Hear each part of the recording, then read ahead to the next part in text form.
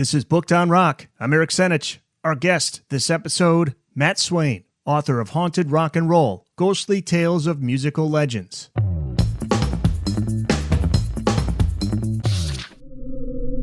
Hey guys, going to pull out another interview I did from the past, from my previous podcast called Discovery. This one was with Matt Swayne. He is the author of two great books, Haunted Rock and Roll, Ghostly Tales of Musical Legends, and he also has a second book out called More Haunted Rock and Roll, More Tales of Guitar Hero Ghosts, Rockstar Curses, and Musical Mysteries. This episode originally ran last year, October of 2020. Think you're going to enjoy it? So let's give it a listen. And happy Halloween. Matt Swayne, welcome to the podcast. How are you, sir? Thank you very much. I'm doing great. It's great to be on the show. So before we get to some of these great stories from the two books, I'm interested in how you got into rock and roll music and the paranormal. That's a great question. So I guess you could say I was born for this because I was born on Halloween. And ever since I can remember, I've been interested in the supernatural and horror stories and ghost stories, all of those types of things. So what happened to me was I had this interest and I became a newspaper writer for the Tyrone Daily Herald in my hometown of Tyrone, Pennsylvania. And every Halloween, I tried to represent and go out and get a good Halloween story. And one year, I did a feature story on all the different ghost legends around Tyrone, and Penn State played a part of that too. And I really enjoyed writing it. And the people, that was probably one of two or three stories that I would class as my most popular. People came out of the stores when they saw me coming down the street and in bars and restaurants and would tell me their ghost stories. So that kind of made me think, oh, this is really interesting topic, and I think it's marketable, and I'm an info pack rat. So I started collecting all these stories. And initially I started writing about haunted universities, which led to my first book, America's Haunted Universities. And I just remember I read a book by R. Gary Patterson called Take a Walk on the Dark Side, which was a little bit about the rock and roll paranormal and some of the occult legends that goes along with it. And I had a talk with my acquisitions editor, and she said, do you have any other ideas? And I just kind of blurted out, haunted rock and roll. That's what I want to write about. To match my love of music, I'm a music fan, failed musician, so it just seemed like a natural thing. And initially, I wasn't sure whether there would be enough material. I remember Mr. Patterson covered some things in his book. I knew some ghost stories about Elvis, one or two about Janis Joplin, I think. I didn't think that I would have enough material, but as soon as I got into it, I was just flooded with so many stories, and they still are coming at me. And that's basically how I got into it. I am so glad, too, that not only you mention R. Gary Patterson here, but you cite him in at least one book, maybe both. But I dedicated the second book to him, but I quoted him so liberally in the first book that I really felt like I owed him something. I couldn't, and he passed away not too long ago. I know. He huge influence on me. I think he was the complete package of a great historian, a real music historian, a good storyteller, and just an excellent researcher. And what he taught me is, to be honest with you, I think people, and I'm cool with this, people tend to approach this as entertainment, and I try to write for that crowd. I try to make it as entertaining as possible. But what Mr. Patterson did was he approached it as entertainment, but there was serious scholarship involved there. And what I realized quickly as I went into this is there's some real meat on this bones, as in why these ghost stories seem so attached to music in general, but rock and roll specifically. What is it about that music that seems to attract these stories? I think that's the theme that underlines his book and what I tried to put in mine. Yeah, for anybody that isn't aware of R. Gary Patterson, Take a Walk on the Dark Side, Rock and Roll Myths, Legends, and Curses. That's the book from 2004, and it's an amazing book. That's the first book I ever bought that, joined the two together, rock and roll and the paranormal. And you're right. A great interview too. He did some great. In fact, I think the last one he did, sadly, the last one, he was on Chris Jericho's podcast. Okay. Do you know the Talk is Jericho? And yeah. He recorded the interview just before our Gary passed. And Wow. anytime I would see him pop up on a podcast, I would listen. He's just a great storyteller. And it was a sudden passing for him. I don't think it was expected. Yeah, there had been talk of he wanted to. I definitely wanted to, and I heard he was amenable to talking on a show together, and I was really looking forward to that. And then I think just maybe a half year later, he had passed away. Yeah. So let's get to the books. Okay. And Haunted Rock and Roll, More Haunted Rock and Roll. Both great books, and what better way to start than with Robert Johnson? And as you write, sorry, Elvis, no offense, Mozart, but Robert Johnson is the first rock star. And I love that. His story is shrouded in mystery, particularly when it comes to how he died. He sold his soul to the devil in exchange for musical brilliance, but he paid a price for it. Tell us about Robert Johnson's story. There's a lot of mystery there as to where he's buried, too. That's a great story. Yeah. So Robert Johnson, I always like to say that we talk about this paranormal rock connection, and rock and roll is literally built on a ghost story. And it's the story of Robert Johnson, who was a blues guitar player. And, initially the story is, and it's more than a story because some of these people like Son House, music historians have talked to them and they know, they have, verified a lot of the information. It's still a little shrouded in mystery. But what we do know is that Robert Johnson was a guitar player and he wasn't very good. And he used to hang out with these blues musicians. And of course, Delta blues musicians are the absolute best blues musicians. That's where it started. That's the cradle. And he wasn't very good. He would hang out with them. He would beg them for tips and try to pick up licks from them. And really, the way Son tells the story is initially they were pretty patient with him, but at a certain point, they had basically just kind of kicked him out and kind of humiliated him so that he didn't hang around. And then for about a year, he disappears from the historical record. And we don't know too much about what happened. There's a lot of speculation.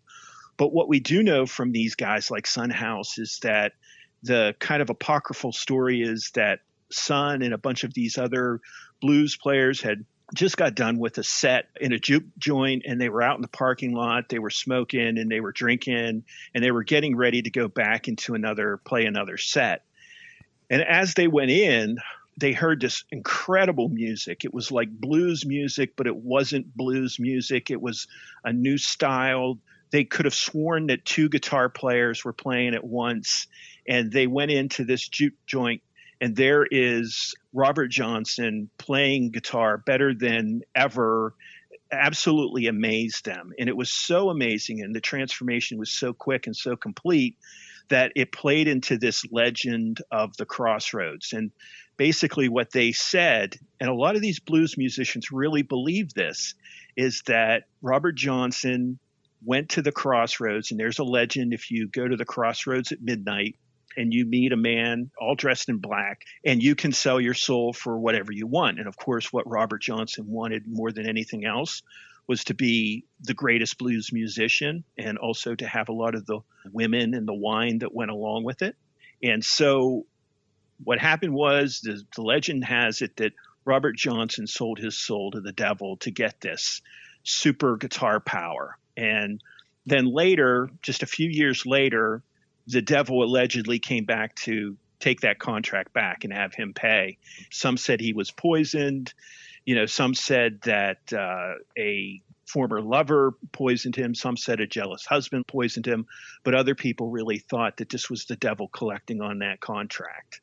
So that legend really is the kind of the origin story of rock and roll. In a lot of cases, we see other music. If you don't believe the supernatural aspect of it, please believe the myth of this, because it's really important that when you look at the history of rock and roll, it constantly reinvents itself. It constantly kind of eats itself. And you'll see this with Elvis coming out with completely new music. And then he kind of gets the wine and the women, and he gets a little lazy, and he makes some bad choices with movies. And who comes out of this? The Beatles. And the Beatles revolutionize rock and roll. They revitalize it, I guess would be another way. And then they kind of drift off into drugs and some great music, but also a lot of people would say that it became kind of self-indulgent, and music became self-indulgent in the late 70s, and then punk came along and kind of revitalized.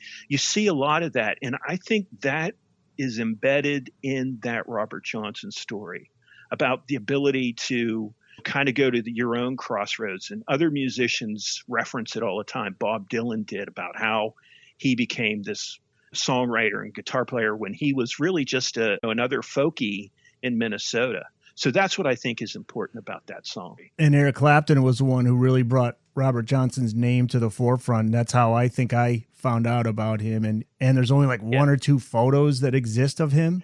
Yeah, and there's always fake ones popping up all the time. That's been kind of a problem. You mentioned about where this crossroads was, and they do think it was around the Dockery plantation. There's a spot there that has a graveyard, and allegedly Robert Johnson used to play guitar in that graveyard. So that probably tweaked the legend a little bit for people down in the Delta. And then there are multiple graves that he is supposedly buried in. Robert Johnson is just a fascinating guy. People seem to know enough about him, but some of these parts of his life seem to be a mystery. We should mention the year because that plays a role. I mean, he passes in 1938, so we are long ways away from the internet, which contributes more to the mystery. So there's less evidence out there. And of course, I think anybody that knew him at this point has since passed. I would assume so. But, music historians were talking to Son House. The one story that I read really it was a book on the blues. And I think they talked to him fairly not recently, but closer than you would imagine. I want to say like the 70s or the 80s. The other thing I should mention, I failed to mention this, is that the idea of the 27 Club, which I think was really coined by Art Gary Patterson, that starts with Robert Johnson. So Robert Johnson has this crossroads curse. Robert Johnson also is the focus of what's called the Crossroads Blues curse, which is musicians who play Crossroad Blues, one of his songs, tend to meet unfortunate fates. And that's another one. But the 27 Club, which is the number of people who die at the age of 27, is really, to me, beyond coincidental in rock and roll. Yeah, it's a really fascinating thing to get into. It's 2 + 7 = 9, and the number 9. I know I want to get to that a little bit more specifically later, but there's numerology is complex to try to break it down and explain it in the most basic way, but maybe we'll get to that in just a bit. But another guy in the 27 Club is Brian Jones of the Rolling Stones, and you write that he's an enigma that refuses to go away. Sad story.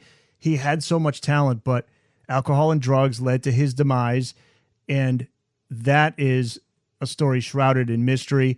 But there are also those who may have seen this coming, and that includes Mick Jagger. Yeah, Mick Jagger and his girlfriend at the time, Marianne Faithfull, they were looking into and experimenting with, I think it's pronounced, some people pronounce it I Ching, but it's, the Chinese rune game where you throw these hexagrams and then it can tell the fortune. And they continually, when they were doing this game, they were asking it specifically, as I recall the story, they were asking specifically about Brian Jones, and it continually came up, death by water, I think it was. And of course, Brian Jones dies, some say accidentally, and then there are other people who believe that he was murdered. This handyman allegedly confessed on his deathbed that he killed Brian Jones by drowning him in the pool. And apparently, if you get to know the story of Brian Jones, those last few years, he was quite the annoying guy that I think maybe he made a lot of people mad. And I think he might have made this guy a little angry. So, there is some plausibility. But, there were other stories that after the death, the Rolling Stones were actually pretty shaken up, even though they kicked him out of the band. And I always like to point this out. Imagine how messed up Brian Jones must have been when you get kicked out of the Rolling Stones for drug and alcohol abuse. That, I think, says it pretty vividly right there. But Absolutely. after that, everyone was shaken up, and especially Marianne Faithfull. Mick and Keith kind of felt guilty for this. But Marianne Faithfull, in a few stories that I came across, tells a story that she went into a deep depression and that she actually overdosed, and she overdosed to the point where she was in a coma. And she said that while she was in that coma, Brian Jones came to her and encouraged her to go back to life. And in other cases, I've heard that she saw his image while she was looking in a mirror. And then there's another story about a psychic who was touring the mansion, the estate where Brian Jones died. And he was doing a radio program or a television program. I can't really remember which one it was. But as he went by the pole, he made a statement, this is where Brian Jones died, or this is where his life was taken, and didn't think much about it. But when they went back to check the soundman heard an audible scream at that moment that was picked up. Electronic noise, maybe, I don't know, interference, but they were convinced it sounded pretty spooky. Wow. Is that on the web anywhere, that audio? I never found that audio, no. And I did look for it, I remember. John Lennon is another one. So many stories for fans to read on John in your book. I love the one about Julian and the white feather. Yeah, I guess, Julian had said, Julian, of course, is John Lennon's first son, and they had a kind of a fractured relationship, but allegedly it was starting to get patched up again later on. And in one conversation, John had apparently told Julian that if he ever did die or he ever did leave away, he would try to find a way to communicate with Julian. And he said, the sign would be this white feather. And years after John had been assassinated, Julian, I think, was, I want to say he was in Australia, but I might be wrong on that. But he was meeting and doing a film with some indigenous people there. And the first thing that this one chieftain of this group did was to come over and hand Julian Lennon a white feather, which Julian took as a sign. And one thing you see throughout the stories about John, there are a few, I would call them apparition type ghost stories. But what I found was that there are more of these signs, like the Beatles were recording and when they mentioned something about John, they heard this crazy electronic feedback on their tapes. Again, I've never heard that either, but, that has spread through the internet. Paul McCartney is one of these guys that I think is really spiritually connected. And he talks about how the melody for Yesterday came to him in a dream. But he's also believed that there are these kind of signs that John still gives him. So those are a lot of the John Lennon ghost stories. So we get to the number 9 because John Lennon, his fascination with the number 9, that can be a bit complex to try and explain. If you could talk about it, because you do devote a chapter to it. It's chapter 37 of the first book, Haunted Rock and Roll. Yeah, there's a lot that goes into that. And to be honest with you, it really came up for me because I was trying to explain the 27 Club. Like, why 27? Why not 25? Why not 28? What's so special about the 27 Club? And so just kind of accidentally, I came across this idea of you take the 2 plus the 7 equals 9.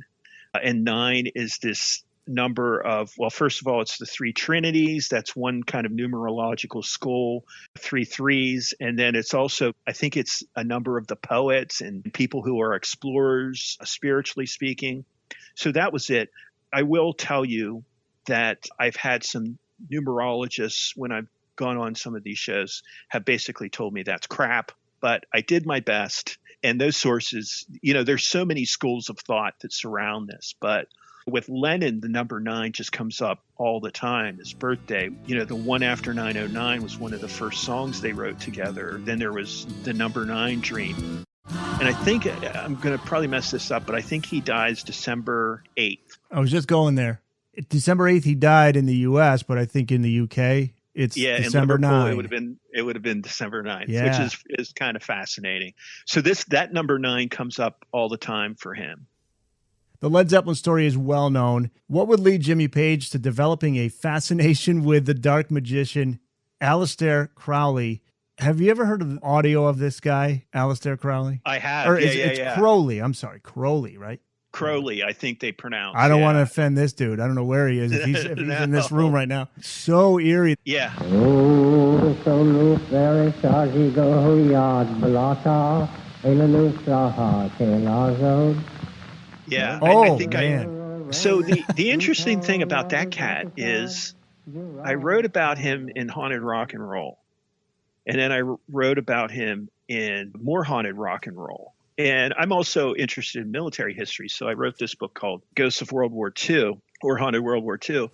And he appears in that as well. I mean, he was just like this occult nexus in that era in Victorian England. And, Jimmy Page had a real fascination with him. Of course, you'll see him also. He's one of the figures that's in Sgt. Pepper's, in the collection of people there. So he had a really amazing influence on so much of the occult literature and the occult lore of that era and in our era. Jimmy Page, he ends up purchasing the former Scotland estate that belonged to Crowley, and some strange things happen, including the head of a man rolling down the stairs. That's my favorite story. Oh. And that came for me, I got that from a Rolling Stone interview. And in your head, you can hear Jimmy Page talk through this story. But especially when I did this book on Haunted Rock and Roll, and you get a few people who are critics, and that's cool, but they immediately go, well, they were all drunk and high. And so Jimmy must have got the same question from this reporter. And so he started saying, that's actually not true, because I have a friend who was absolutely straight, absolutely sober, stayed over at the name of the estate's called Bulliskin House. I think it burned down. But in any event, he was staying there. And there's this legend of a man who was decapitated. There are all these crazy stories about the estate, but one of them is that this man was decapitated and his head rolled down the hallway, and you can hear it on certain nights. And so a friend of Jimmy Page's was staying overnight, and he heard this thumping down the hall. And so the next morning, he knew nothing about the legend. So the next morning, he went to the caretaker and said, hey, could you please leave the cats out? They were fighting in the hall or playing in the hall. And, I heard this thumping going down and all this racket. And that's when the caretaker told him about the legend of this decapitated man. And so the interesting exchange for me was after Jimmy had told the reporter that, the reporter said, did you ever hear that noise of a head rolling down the hall? And he said, no. And then the reporter said, so you don't believe any of this? And of course, Jimmy, and I can hear him in my head, he said, I didn't say that. I said I didn't hear the head roll down the hall. I just think that leaves a little bit of the mystery involved. Well played, Jimmy. Yeah. And I should point out that this house is located near Loch Ness, right on the shores of, Crowley picked out that house because he said it was the darkest house he's ever been in. And that's, if you're going to be a realtor, you're going to love to see Crowley walk in. Yeah, exactly. Wow, man. That is crazy stuff. Jim Morrison, a member of the 27 Club. You write of Morrison's spirit showing up in various locations, including a Mexican restaurant bathroom in Los Angeles, but there's a specific reason for that. Yeah, that's one of my favorite stories too, because Jim Morrison, I thought, there is no ghost that I can think of who would be a better fit for the bathroom of a Mexican restaurant than Jim Morrison. And the story is that this Mexican restaurant, allegedly the owner, sometimes you have to say, well, are they doing it just for publicity? But apparently this story came to light in the, I think, 80s, when the owner was trying to get rid of this activity that the customers were complaining. And they said that the customers were in the bathroom in the men's room and they could hear rattles. And at one point, I think they mentioned that they felt like the room was breathing, moving in and out. And they could hear inhales and exhales. And sometimes there was a rattle at the door that they expected someone to break in, but that never happened. And so this guy, the owner, brought in a medium and tried to get rid of the spirit. But because that restaurant was once attached to basically the headquarters of the Doors, the legend is that that's Jim Morrison, because the bathroom is itself about where the vocal booth would have been. So you can imagine Jim Morrison breathing in and breathing out, and you can imagine the rattling. And so those stories became intertwined. And that's the last I've heard of that. But I think it's just a genius story. And Morrison, of course, was very heavily influenced by the occult and by indigenous religions and all kinds of what I would consider not traditional religious traditions. Another 27 Club member, Janis Joplin, and then I remember seeing something about this one on one of the paranormal TV shows. She is supposedly still hanging out at the room she died in at a hotel on the Sunset Strip. Yeah, but I think that was the Landmark, or maybe it's the Landmark now. But that's where she overdosed, and that's where people claim to have run into her ghost there. A lot of people specifically stay in the room that she died in, and some people use those ghost detectors, and certain things popped up on the one, it just brings up random words. And the random words, when this witness was in the room, would say things like Texas and things that related to Janis Joplin's life. The part that I always find fascinating is, like, we have these ghost stories and we have these spots, but how do we know for sure? Like, how do people come to the conclusion that it's Janis Joplin and not just some other person? From what most of the witnesses say is that this spirit tends to have kind of a humor about her, that they sense that it's, she had kind of a mischievous sense of humor, and this spirit seems to echo that. Yeah, and you're right. That was the Landmark Motor Hotel. Okay, yeah. There's a great John Belushi story about the Chateau Marmont, that the room that he passed away in, there was a family staying there, and there was a little kid in the room where John passed, and he was saying to his parents the next morning, there was a funny man was making me laugh, and they just wrote it off like, yeah, he's just a kid. But then I guess when they went home, he saw like some picture of John Belushi. He said, that's the funny man. That's the one who was making me laugh. I never heard that story. Saw that somewhere on a TV show recently. Yeah, it made me think of that one. Dan Aykroyd is supposedly, he also is from a long line of ghost hunters, and he ran into the ghost of Mama Cass, allegedly. He's a believer, of paranormal, of ghosts, spirits, and aliens. Yeah. The Booked on Rock podcast will return after this. Let's go back to our buddy Aleister Crowley with Black Sabbath. The story of bassist Geezer Butler is one to tell any kid out there who wants to play around with these Ouija boards and those things. Be careful. It's a great story. Yeah. So Geezer, and I kind of find it interesting, just the fact that originally Black Sabbath wasn't very Black Sabbath-y at all. They were more like a roots band, from what I've heard, almost like a folksy. I'm thinking more like a Grateful Dead type band. But as Geezer, who was a real driver in Black Sabbath and one of the linchpins of that band, got more into the occult, the music got darker and darker. And apparently their apartment was next to a movie house that continually showed these dark occult movies. So it became much darker. And as it got darker, Geezer became more and more fascinated. And the story I think you're referring to is that Ozzy was shopping, aka probably shoplifting, and he shoplifted a book on the occult, and it was like an antique book on magic, and he knew Geezer was into it, so he gave it to Geezer. And Geezer, I don't know whether he read it or not, but he had it in his room, and he said that night he felt, first of all, this horrific presence, this gloomy presence in the room as he slept. he woke up, he looked up, and he describes this spirit standing above him. And he said it was blacker than black. It was almost like, a void above him. And, some other kind of strange things happened according to the story. And then, so the next morning he got rid of the book. So if you freaked out one of the members of Black Sabbath, you're really doing something. You're up on your occult game. Oh, yeah. That name Black Sabbath is the 1963 movie with Boris Karloff in it. That's how they got that name. Right. The song Black Sabbath, that's where the lyrics about the big black shape stands before me, I believe, is inspired by that story from Geezer.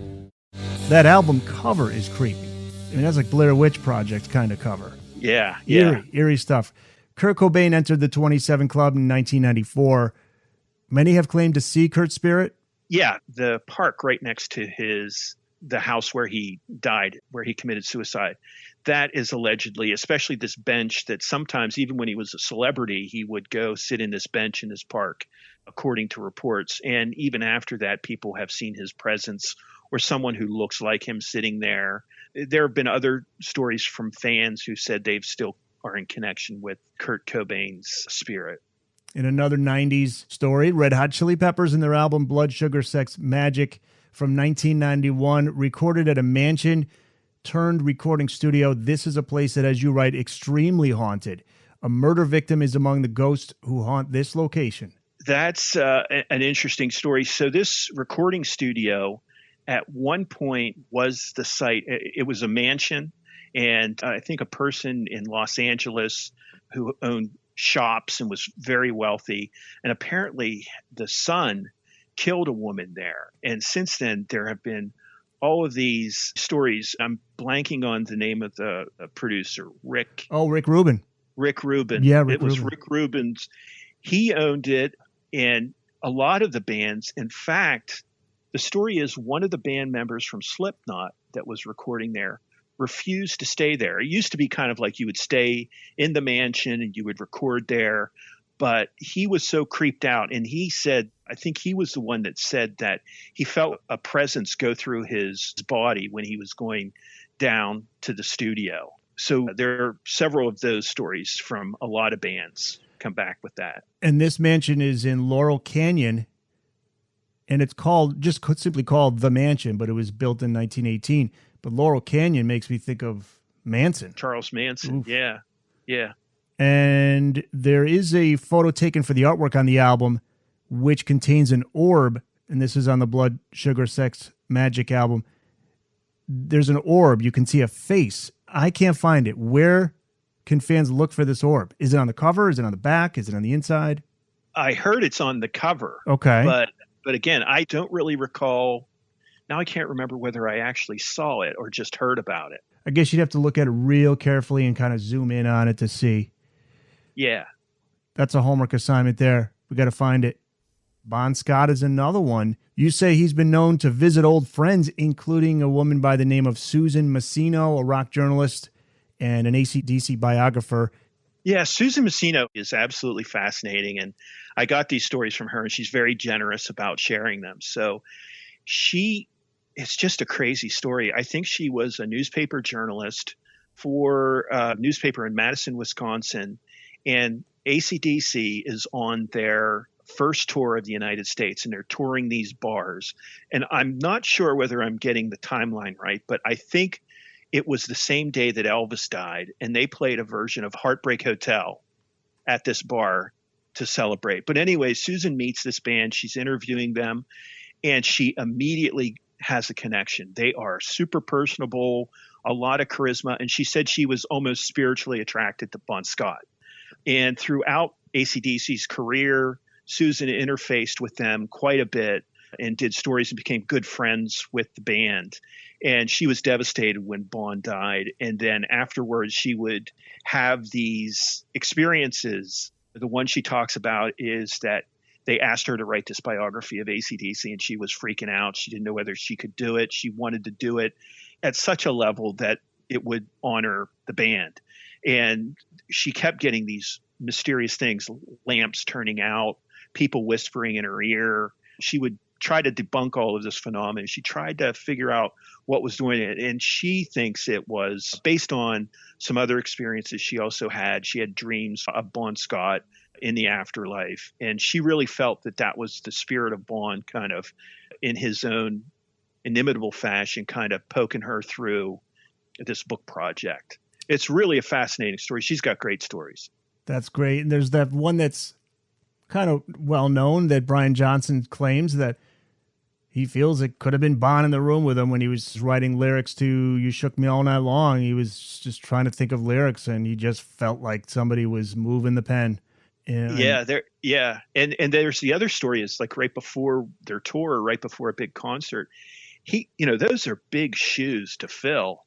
And he talks about just having the spirit come over him either right before he was going on or the night before that kind of changed him and made him realize that he could do it. And, I don't think he ever specifically said it, but I think a lot of people infer that that was the spirit of Bon Scott. There's an interesting look at the afterlife that I heard recently. There's the spirit, there's the ghost, and then there's, what's the word? Like a ripple effect. So the spirit would be somebody who passed on peacefully, is happy, just visiting old friends. A ghost is somebody who may be stuck, angry, unresolved issues. And then there's the ones, and I can't think of the word that I really want, but the ones that are almost like a repetitive, like if you see the same person crossing the room at the same time over again, it's almost like an imprint that person's energy left. Residual spirit. That's it, residual. So it's interesting to think about that when you read these stories and think, okay, did these guys, did they pass over? Are they happy? Are they stuck here? The way that I kind of see it now is, I don't know the difference between a ghost, a spirit, a residual spirit, a poltergeist. I don't know. But what I do know is these stories tell us more about ourselves than they do about the ghost. And again, if I'm in Prince's studio and I have an experience, I frame it through Prince. I'm going to guide it through that. And so there are a lot of ways that these stories appear, but they're really telling us something about ourselves and something about our reality. That's what I really believe, is that if anything, these stories have shown that there's more to reality than I think we give it credit for. Whether we consider it natural or supernatural or paranormal, that's a whole other topic. But there are a lot more things going on psychologically, spiritually with us than we really give it credit. And I think these stories kind of poke me in that way. Yeah. And I'm an old journalist, so when I'm writing these stories, I go from skeptic to believer, back to skeptic, back to believe, back and forth. I'll ping pong. Like, I don't know what Susan experienced, but I know what she knows. And she takes that as a real sign. And she has the proof because there's a great book that she put out there. You know what I mean? Yeah. I think of the Nicky Six from Motley Crue story. He is adamant that he flatlined. He was looking down at himself, and he's giving details of things that you couldn't give. There are so many more of those stories that are never going to reach a guy like me. Like, I reached out to Alice Cooper to talk about his paranormal encounters. I never got a response there.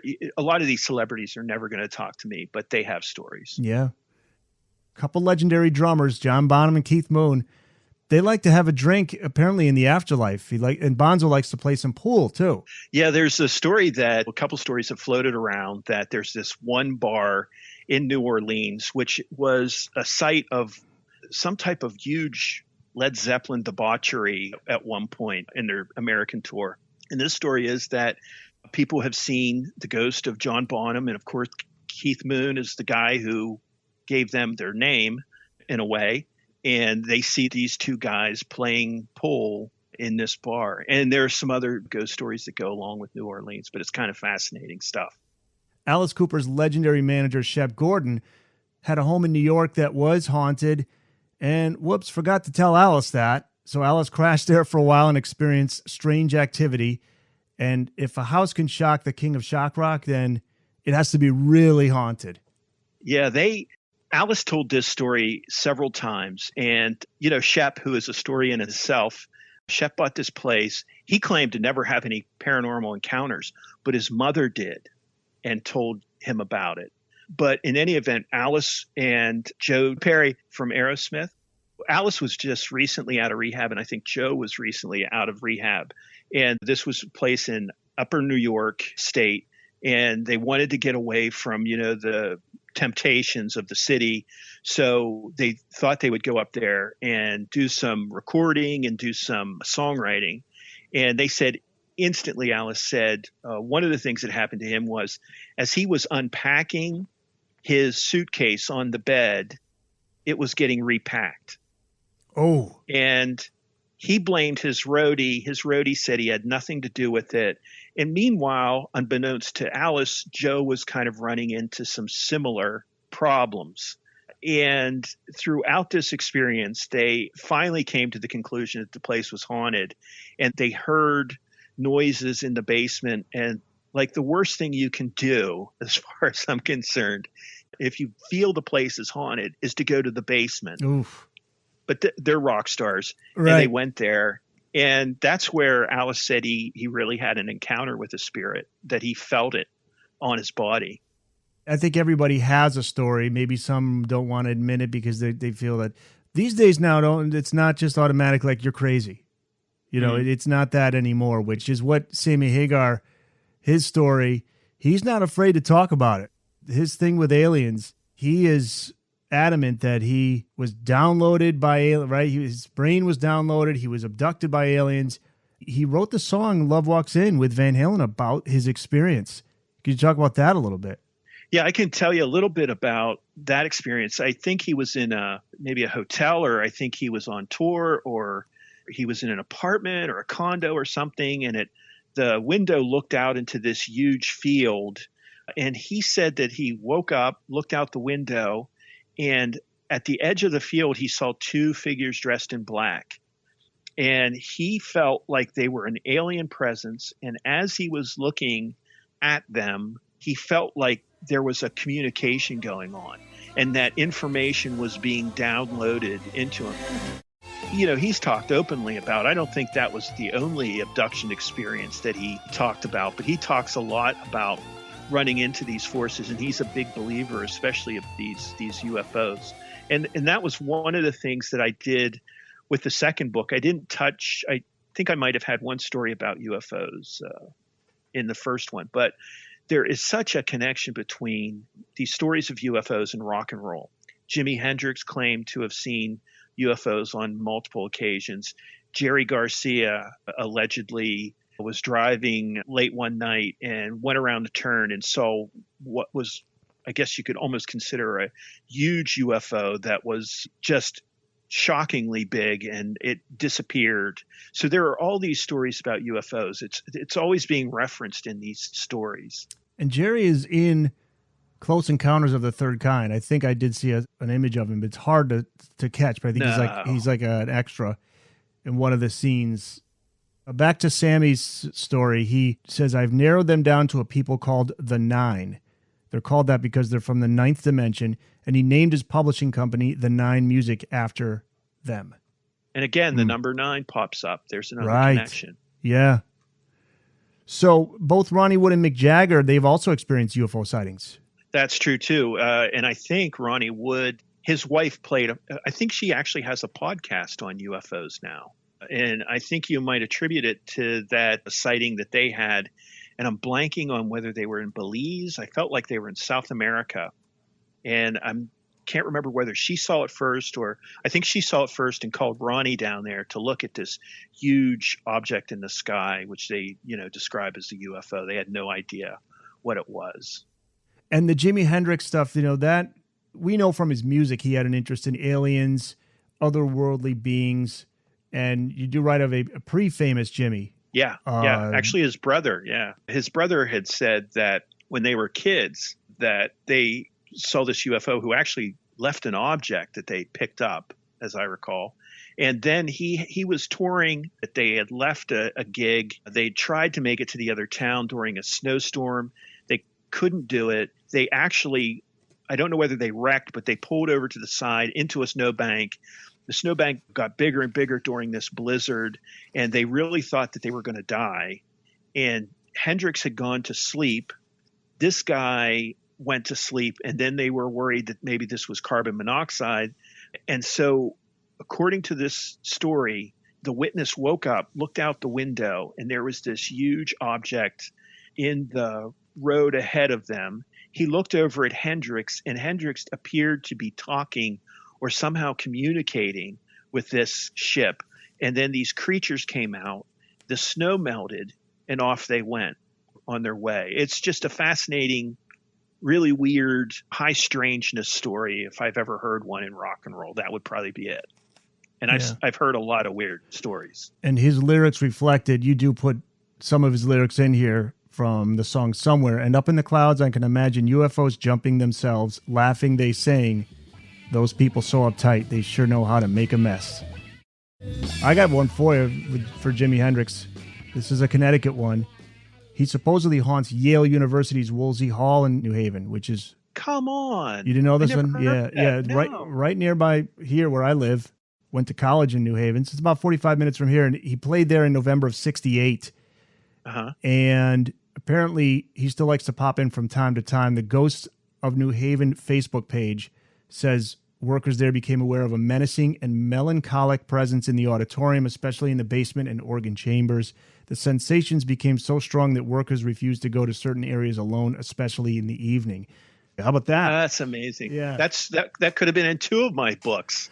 I know. University one, and never. See, here you go. Now you're thinking book 3 already. Yeah, I could do it. And that's the other thing is the more you talk to other people about it, the more these stories come up. Stories that I could never get in a million years. People know it. It's become part of that lore in that community. Unless you're a member of that community, it's hard to access that info. Well, the other thing that I'm thinking of too is when it comes to, if we're talking energies, who has more of an energy than a rock star, man? They're just creative energy is there, and the spirit and the drive to experience everything in life and just be larger than life and not be listen to your words. Yep. Larger than life, bigger than life. Yeah. And that's another aspect of this, that their personalities couldn't be constrained to 27 years or 28 or however long they were here. No. Good place to finish is with your chapter on Last Song Curses. You write of deadly lyrical coincidences, starting with Lynyrd Skynyrd and the song That Smell. Yeah, Lynyrd Skynyrd. Well, that smell is really referring to death. I always thought it was pot smoke, but I was reschooled on this. And it's really an anti-drug song that says about these people are drinking and doing drugs and they're losing their lives over it. And that's one of the last songs that Lynyrd Skynyrd does before that tragic airplane crash that claimed the lives of so many members of that band. Throughout, you'll hear other stories about rock stars and try to find their last songs. And sometimes you'll see almost like messages in them. So that's really what that chapter's about. We just scratched the surface. There's so much more. So you have haunted rock and roll, more haunted rock and roll. So you can pick up your copy at Amazon, but you also have a website, I see, mattswayne.com. mattswayne.com, SWAYNE.com. I also wrote a book on the ghosts of country music, too. Kind of explore that as well. Okay, so for country fans, there's that. Also, Haunted World War II, as you mentioned. America's Haunted Universities, Haunted Valley, the Ghosts of Penn State, which that gets my attention. So did you grow up in Pennsylvania? Yeah, I grew up in Tyrone, which is about 25 miles south of State College, Penn State. And I live and I work right now at Penn State. So oh, cool. That was the connection. The story is that when I tried to write that feature story about ghost legends, I didn't have enough. And so I thought, well, I heard ghost stories in Penn State, and I found just like tons of them that I started to think there could be a book in this. And so I self-published that. Then that got me into America's Haunted Universities, yada, yada, yada.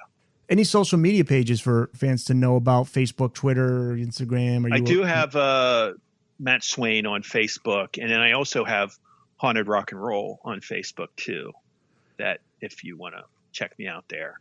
I try to keep that updated. Matt, thanks so much. This was great. This is the time of year. I'm sure you're busy. You get a lot of calls around Halloween time, right? Yeah, I do. Yeah. Yeah. I really appreciate it. I appreciate the fact that most of the shows I'm on are really focused on the paranormal. It's been nice to talk about music and its relationship to the paranormal. So I appreciate it. Hope you enjoyed my interview with Matt Swayne, and make sure you pick up his books, Haunted Rock and Roll and More Haunted Rock and Roll. You can find him on Matt's website, mattswayne.com. We'll put a link up to the website in the show notes page. And if you have a local independent bookstore, pick up a copy there and support not just Matt, but your local independent bookstore. A link to find your nearest bookstore on our show notes page as well. Be sure to subscribe to Booked on Rock at Spreaker or wherever you listen to your favorite podcasts. You can find us online at bookedonrock.com, on Facebook at facebook.com/bookedonrockpodcast, or on Twitter at bookedonrock. The email address, thebookedonrockpodcast@gmail.com. You can contact me through the website as well. And if you're an author of a book on rock and you want to be on the podcast, just send me an email. I'm Eric Sanich. Thanks for listening, and happy Halloween. Join me again next time for a brand new episode of Booked on Rock.